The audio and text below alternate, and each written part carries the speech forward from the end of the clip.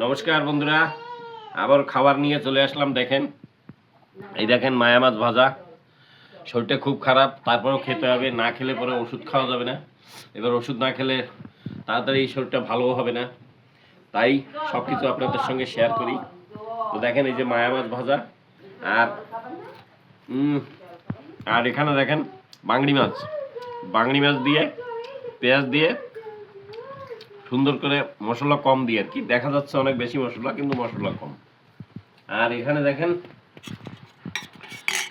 টক রান্না করেছে লাল শাক দিয়ে, লাল শাকের ডাঁটা দিয়ে, টমেটো দিয়ে, দেখেন, আর বাংড়ি মাছ দিয়ে, দেখেন কাঁচা লঙ্কাও আছে সঙ্গে। খেতে হেভি ভালো হয়, আপনারাও করে খাবেন। তো বন্ধুরা, ভিডিওটা যদি ভালো লাগে অবশ্যই লাইক কমেন্ট শেয়ারের মাধ্যমে জানাবেন, ভালোবাসা দেবেন।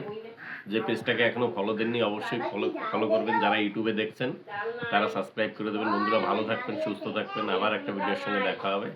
ধন্যবাদ।